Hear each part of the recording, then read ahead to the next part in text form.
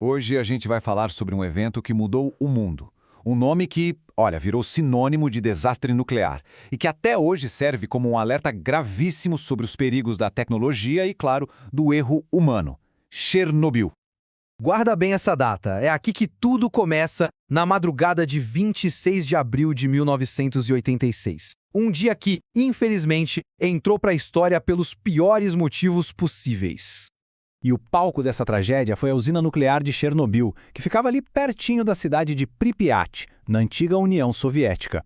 Era lá que o reator número 4 estava prestes a se tornar o centro do maior acidente nuclear da história.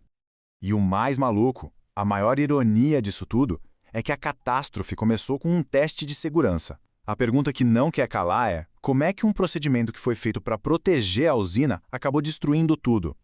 É isso que a gente vai entender agora. A verdade é que não dá para apontar um único culpado. O desastre de Chernobyl foi, na verdade, o resultado de uma combinação terrível, uma tempestade perfeita entre um projeto de reator cheio de falhas e uma sequência de erros humanos inacreditáveis. Pensa assim, de um lado tinha um projeto de reator que era basicamente uma bomba relógio esperando para explodir. Do outro, uma série de decisões humanas completamente desastrosas, com os operadores quebrando todas as regras de segurança durante um teste que já começou todo errado. No coração do problema de projeto, tinha uma coisa com um nome complicado: coeficiente de vazio positivo. Mas, falando de um jeito simples, isso significava que quando o reator operava em baixa potência, ele ficava muito, mas muito instável. O vapor que deveria ajudar a controlar a reação, na verdade, acelerava tudo. Era um ciclo vicioso mortal. E o pior, as autoridades soviéticas sabiam dessa falha, mas ela foi ignorada por questões de custo e, claro, de orgulho nacional. E para piorar, tinha mais um defeito de projeto bizarro. As hastes de controle que deveriam desligar o reator numa emergência tinham pontas de grafite. Ou seja, no exato momento em que elas eram inseridas para parar a reação, elas primeiro causavam um pico de energia gigantesco por alguns segundos. É como pisar no acelerador com tudo um pouquinho antes de pisar no freio. Naquela noite, esse pico de energia foi o golpe final que selou o destino do reator. O resultado? Uma explosão de vapor tão forte que arrancou a tampa de 1.000 toneladas do reator como se fosse uma rolha de champanhe. O núcleo radioativo agora estava exposto a céu aberto e o mundo inteiro estava prestes a sentir as consequências devastadoras disso. Para a gente ter uma ideia da escala disso, a nuvem radioativa que foi liberada na atmosfera era 400 vezes maior que a da bomba de Hiroshima. Não foi uma explosão que simplesmente acabou. Foi o começo de um veneno invisível que começou a se espalhar pelo vento, cruzando fronteiras e contaminando tudo pelo caminho. E os primeiros a sentir os efeitos, claro, foram aqueles que estavam lá na linha de frente. Nos 3 meses seguintes, 28 pessoas, trabalhadores da usina e bombeiros que foram correndo apagar o incêndio sem nem saber o perigo real, morreram de envenenamento agudo por radiação. Eles foram os primeiros heróis e as primeiras vítimas, consumidos por um inimigo que não podiam ver nem sentir. Mas essa morte invisível da radiação, ela não parou por aí. No longo prazo, os efeitos foram ainda mais cruéis. As estimativas falam em cerca de 20.000 casos de câncer de tireoide em pessoas que eram crianças ou adolescentes na época expostas ao iodo radioativo que contaminou o leite, a água, a comida, uma geração inteira marcada por essa catástrofe. Para tentar conter essa ameaça invisível, foi criada a chamada Zona de Exclusão, com um raio de 30 quilômetros ao redor da usina. Cidades inteiras, como Pripyat, foram evacuadas às pressas, com as pessoas deixando tudo para trás. Hoje são cidades fantasmas, sabe? Uma paisagem desoladora que, em grande parte, continua inabitável.